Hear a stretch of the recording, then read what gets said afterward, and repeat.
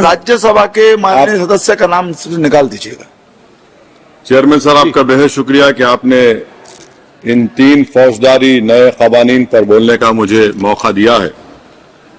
Sir, मैं शुरुआत में इस शेर से आगाज करता हूं अपनी बात का कि हमको शाहों की अदालत से तवक्को तो नहीं, आप कहते हैं तो जंजीर हिला देते हैं। सर, ये 3 फौजदारी के कवानीन खुद मुजरिमाना है। ये जुर्म की रोकथाम से ज्यादा हुकूमतों के जराइम को कानूनी शक्ल देने के लिए बनाए जा रहे हैं। अब तरफ तमाशा यह है सर कि पिछले सेशन में मोदी हुकूमत ने जन विश्वास बिल 2023 को, जिसमें 183 प्रोविजंस और 43 कवानीन थे इम्प्रिजनमेंट के, उसको निकालकर फाइन में तब्दील कर दिया।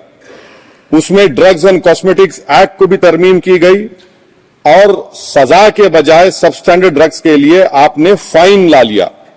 तो मैं ये बोलना चाहूंगा सर कि सबस्टैंडर्ड ड्रग्स के मैन्युफैक्चर के लिए आपने जेल के बजाय फाइन उसमें तब्दील कर दिया तरमीम करके। तो ये जरूरी है बोलना इस ऐवान में कि जन विश्वास के नाम पर आपने इस सबस्टैंडर्ड ड्रग्स से आवाम को खतरे में डाल दिया।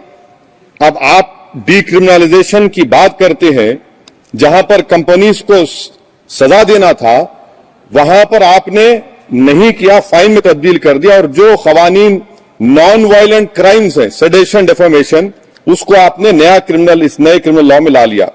तो सर, ये बात साफ हो गई कि जन के लिए अविश्वास, धंधे के लिए विश्वास, ये इस हुकूमत का नया मंत्रा है। और लाइटर वेन में अगर मैं कहूं तो जॉन अलिया ने कहा था कि जुर्म में हम कमी करे भी तो क्यों, तुम सजा भी तो कम नहीं करते। सर, आज सच्चाई इस देश में यह है कि सूट पहनने वाला क्राइम से जुर्म से बच जाता है, जेल से बच जाता है। एक खाकी पहनने वाला किसी को करीब से गोली मार सकता है, हथकड़ी पहने हुए मुजरिम को, उसको कुछ नहीं, जवाबदेही नहीं है। सच्चाई हमारे मुल्क में यह है कि इस ऐवान में जिन पर टेररिज्म का चार्ज है वो इस कानून पर रोक डालेंगे कि टेररिज्म क्या है, नहीं है। सर, मुझे ये कहने की इजाजत दीजिए कि अगर आज भगत सिंह को और मोहनदास करमचंद गांधी को ये 3 कवानीन बनाए जाते तो भगत सिंह और मोहनदास करमचंद गांधी कहते कि रोलेट एक्ट है, ये 3 कवानीन रोलेट एक्ट है। अब हुकूमत को बताना पड़ेगा कि असल मकौले पुत्र कौन है। सर, सच्चाई यह है कि इस मुल्क के गरीब, दलित, मुसलमान, आदिवासी, इनके लिए जिंदगी से बड़ी कोई सजा नहीं है। और क्या जुर्म है पता ही नहीं इनको। सर, अगर हमको रिफॉर्म करना था, इस्लाह करना था, तो हमको उन प्रोविजंस को निकालना था जो हुकूमत और पुलिस को मनमानी करने की इजाजत देती है। हमको वो प्रोविजंस को निकालना था कि जो मंत्रियों को और पुलिस को ये मौका मिल जाता है लोगों को सालों जेल में रखने का, उन पर कोई जुर्म पर साबित नहीं होता। हमको ये करना चाहिए था कि जो प्रोसिक्यूटर होता है वो फैब्रिकेटेड एविडेंस डालकर ताकतवरों को अपनी ताकत की बुनियाद पर उनको छूट दे देता है। हमने वो काम नहीं किया। आज हमारे वतन अजीज भारत में सबसे ज्यादा अंडर ट्रायल अगर कोई है जेलों में तो मुसलमान, दलित, आदिवासी हैं। सर, इनका कन्विक्शन रेट देख लीजिए आप। एनसीआरबी का डेटा है 2017 से 21 का, 20% अंडर ट्रायल मुसलमान है, 16% कन्विक्शन है और मुसलमानों की आबादी 14.2% है। प्रिवेंटिव डिटेंशन यदि जिसको इस्तेमाल किया जाता है जुडिशियल प्रोसेस को सबवर्ट करने के लिए और फेयर ट्रायल को सबवर्ट करने के लिए, आज भारत की जेलों में 30% डेटेन्यूज मुसलमान है। उत्तर प्रदेश में 2017 में 33% मुसलमान डेटेन्यूज थे। आज 83.9% उत्तर प्रदेश की जेलों में मुसलमान डेटेन्यूज है। सर, एक और मिसाल दे रहा हूं, CSDS की रिपोर्ट है, थिंक टैंक है बहुत बड़ा, जो कहता है कि they have found substantial prejudice against Muslim the police force. Bihar, Maharashtra, Uttarakhand, Jharkhand, 2/3 of the surveyed police personnel believe that Muslims were more inclined to violence than members of the communities. ये empirical evidence है। इसी रिपोर्ट में कहा गया कि 35% जिन police के अहदेदारों का सर्वे किया गया उन्होंने मॉब वायलेंस को नेचुरल करार दिया, खास तौर से उन केसों में जहां पर काउ स्लॉटर होता है। CJPAP का इन्वेस्टिगेशन रिपोर्ट है सर कि कोविड-19 के दौरान जिन लोगों 25% मुसलमानों का अरेस्ट किया गया था। ये बायसनेस नहीं है तो क्या है? मध्य प्रदेश में मुसलमान 7% के करीब है और 21% मुसलमानों का नाम सर एफआईआर में डाल दिया गया था। Sir project 39A national law university ने उन लोगों का सर्वे किया जिन पर सजाए मौत दी गई। हैरत अंगेज बात यह है कि सर 76% बैकवर्ड क्लास, दलित और रिलीजियस माइनॉरिटी से ताल्लुक था। कितने दलित और एसटीज डेथ रो पर हैं सर? महाराष्ट्र में 50%। कितने मध्य प्रदेश में है सजाए मौत के? 36% दलित और आदिवासी। कर्नाटका में 36%, बिहार में 31%, झारखंड में 30%, गुजरात में 19 लोग जो सजाए मौत के इंतजार में हैं, 15 मुसलमान हैं। केरल में 60% जो सजाए मौत के मुल्जिम है रिलीजियस माइनॉरिटीज है। सर आखिर इस देश में कब तक ये चलता रहेगा कि अनस्पोकन रिजर्वेशन उन लोगों के लिए उनके पास पूरा पॉलिटिकल पावर है और एक अनस्पोकन रिजर्वेशन है दलित, मुसलमान, आदिवासियों के, इनको जेल में रहना पड़ता है? कि आखिर ये कैसे मुमकिन है सर कि आलाजाद के जो अक्सरियती तबके के लोग हैं उनके पास सियासी ताकत है, माशी ताकत है, सोशल ताकत है और मुसलमान और दलित आदिवासी जेलों में पड़े रहते हैं? अरे अगर आप 3 कानून लाकर इस्लाह कर रहे हैं तो कौन सा इस्लाह है? आप तो ताकतवरों का रिफॉर्म कर रहे हैं, गरीबों को इससे क्या फायदा हो रहा है? तो जैसा अंग्रेजी में कहा गया था कि the cure is dangerous than the disease. Sir अब आप आ जाइए BNSS पर, क्लॉज 187, डिटेंशन का पीरियड देख लीजिए सर 187(3), यानी 15 दिन से ज्यादा आपको मुश्किल है प्रेजेंटली। अब आपने प्रोविजन दे दिया कि 90 दिन तक आप कभी भी 5 दिन का, 6 दिन का, 10 दिन का, यानी 90 दिन तक किसी को बेल नहीं मिलेगी। और हैरत अंगेज बात यह है कि UAPA के कानून में जिसको जेल में डाला जाता है UAPA में 30 दिन के बाद एक सुपरिटेंडेंट ऑफ पुलिस को कोर्ट में एफिडेविट देना पड़ता है कि क्यों आप पुलिस कस्टडी ले रहे हैं जेल से। आपने वो भी निकाल दिया। यानी जिस किसी को भी आप इस कानून में अरेस्ट करेंगे, UAPA से ज्यादा मैं 90 दिन जेल में रहूंगा। और कौन रहेगा जेल में? मुसलमान रहेगा, दलित रहेगा, आदिवासी रहेगा और बेल उसको नहीं मिलेगी। तो ये खुद सुन लीजिए तो यानी कन्विक्शन नहीं होगा, ना बेल मिलेगी क्योंकि पुलिस कस्टडी है। ये कानून में है सर, आप मुझे करेक्ट कर सकते हैं। अच्छा, DK बासु के गाइडलाइंस को आपने अडॉप्ट नहीं किया। क्लॉज 53(1), आप ये भी नहीं कह रहे कि भाई कौन उसको एग्जामिन करेगा? तो discretion of the medical practitioner. अरे आप ये पुलिस में जब जाते हैं तो पुलिस इतनी खातिर तवाज़ो करती है कि तलवों से लेकर जिस्म तक पूरे निशानात उसके जिस्म पर रहते, और आप कह रहे हैं कि मेडिकल प्रैक्टिशनर डिस्क्रेशन करेगा तो होगा। अब आप आ जाइए सर इसके ऊपर आपको बता रहा हूं सर। अब आप देखिए क्लॉज 187 तो आपके सामने जिक्र कर दिया मैं सर। अब आप देखिए क्लॉज 472 मर्सी पिटीशन, आर्टिकल 79 और 161 का कॉन्स्टिट्यूशन का हिस्सा है और ये आप कानून लाकर कहती है कि उसकी तरफ से मर्सी पिटीशन डालेगा तो कन्विक्ट, लीगल है, अदर रिलेटिव। सर जो सजाए मौत काटेगा वो तो आधा पागल हो जाता है जेल में। आप थर्ड पार्टीज को मौका नहीं दे रहे। ये कौन सा इंसाफ है बताइए आपका? ये कौन सा इंसाफ है आपका? और फिर सर आप ये बताइए कि थर्ड पार्टीज को बाहर कर रहे हैं। अच्छा, कितना टाइम आप दे रहे हैं? कितना टाइम आप दे रहे हैं कि सुप्रीम कोर्ट के रिजेक्शन ऑफ SLP के बाद 30 दिन और गवर्नर के रिजेक्शन के बाद 60 दिन? ये कैसा इंसाफ होगा सर? सुप्रीम कोर्ट ने कहा कि multiple mercy petitions can be filed, आपने उसको भुला दिया। अच्छा सर, अब आप एक और बात देख लीजिए, क्लॉज 479 में यह कहते हैं कि अगर कोई डिटेंशन पीरियड अपना 1/2 ऑफ द क्राइम जो ऑफेंस का पूरा कर लिया तो उसको बेल मिलेगी। आप तो उसको और खतरनाक कर दिए। आप ये कहते हैं, उसमें ये कहते हैं सर, यहां पर आपने कह दिया क्लॉज 187 में, सॉरी सर, ये डिटेंशन मल्टीपल क्लॉज 479 में अगर एक से बढ़ के ज्यादा ऑफेंस होगा या ऑफेंस होगा लाइफ इंप्रिजनमेंट का या पेंडिंग होगा तो उसको बेल नहीं मिलेगी।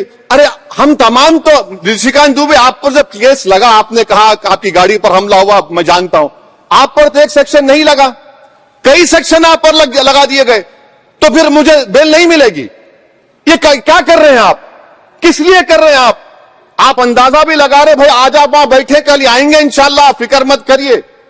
पावर इटर्नल नहीं होता, ये तो कुदरत का निजाम है कि जो गंदगी करता है तो उनके लिए किसी और को मौका मिलता है, मगर आपको आना पड़ेगा एक दिन।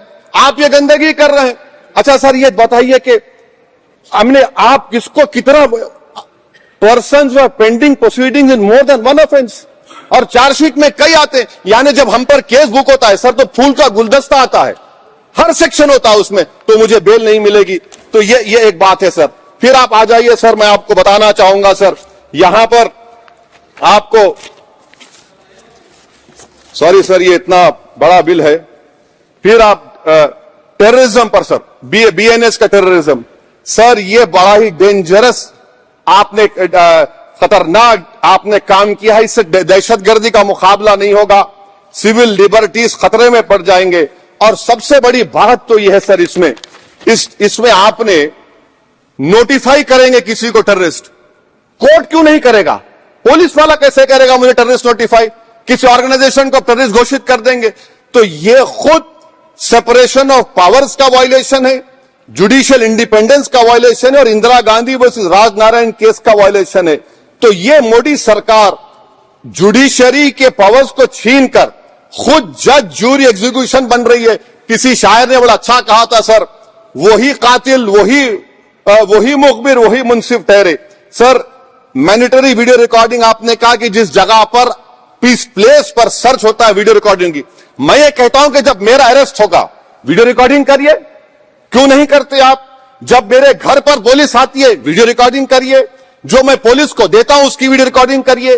विटनेस स्टेटमेंट होगा क्लॉज 183 में, उसका वीडियो रिकॉर्डिंग करिए। क्यों नहीं आप पैसे देते कि हर पुलिस वाले के जिस्म पर एक वीडियो रिकॉर्डर हो, और एक्यूज को मिलना चाहिए, आप नहीं मिलता एक्यूज को। हाँ आपको नहीं है, मैं जानता हूं। क्लॉज 250 और 262 सर इनकंसिस्टेंट है। तो क्लॉज 250 में 60 डे टाइम लिमिट है डिस्चार्ज के लिए।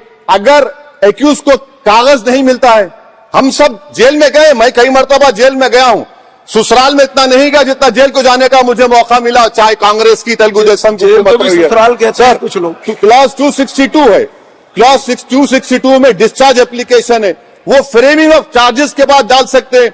ये it defeats the purpose. What is the discharge application which is to prevent police from using delay tactics? Discharge always precedes paying of charges.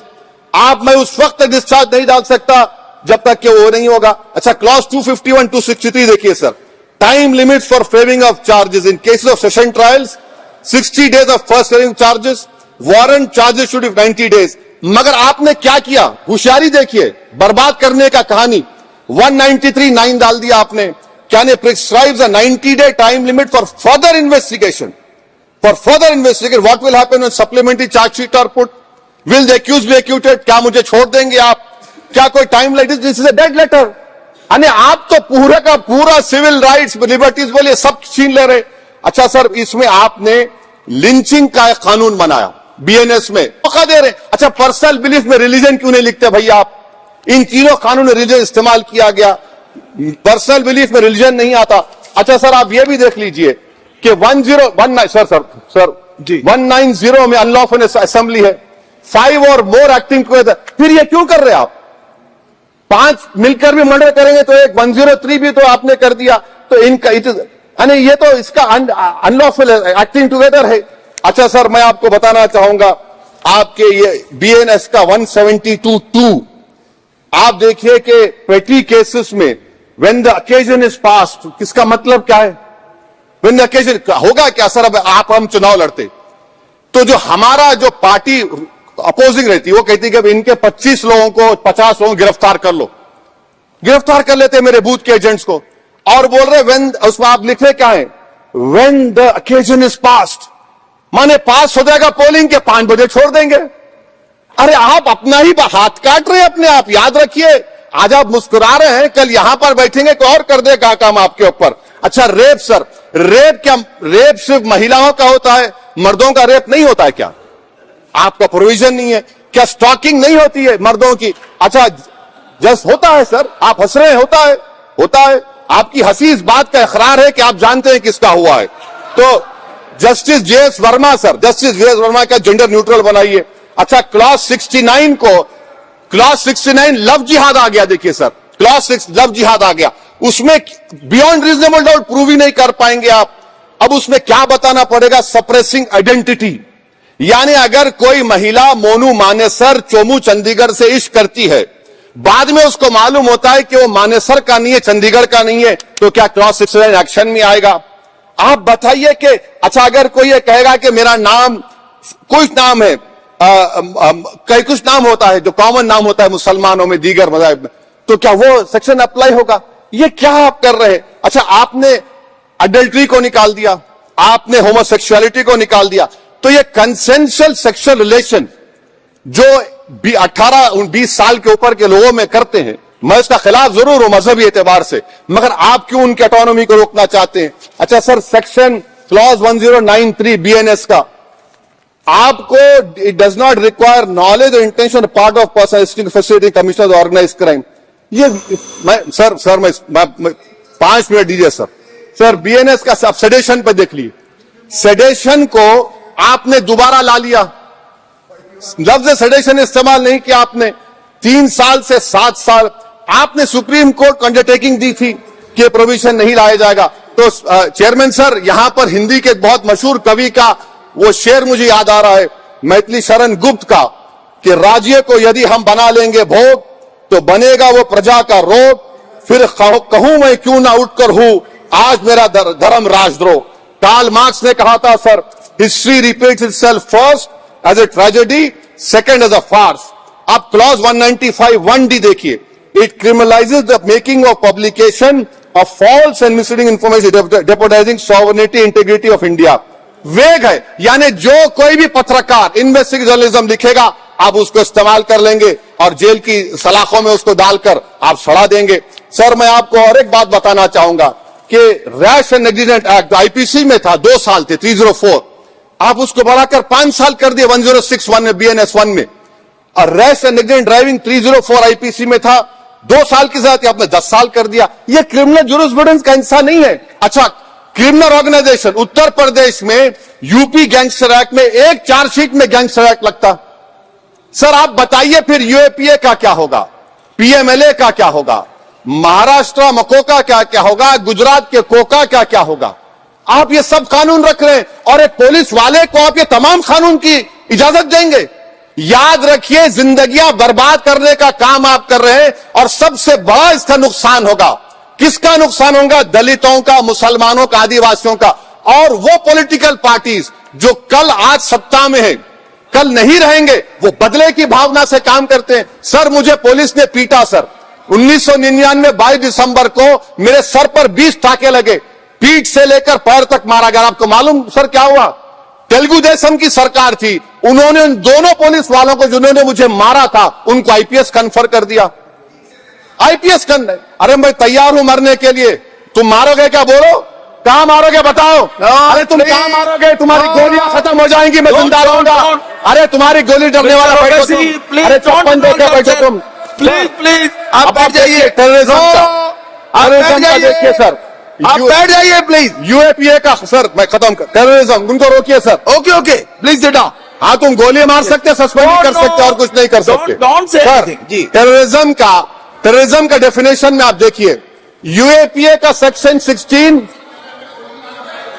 UAPA का section 16 clause 113 में आ गया।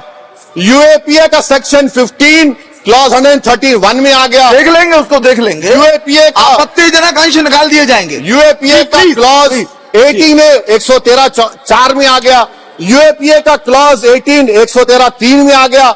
UAPA का clause 20 113 5 में आ गया। यूएपीए का सेक्शन 19 113 6 में आ गया। अरे भाई साहब, फिर क्या बचा है?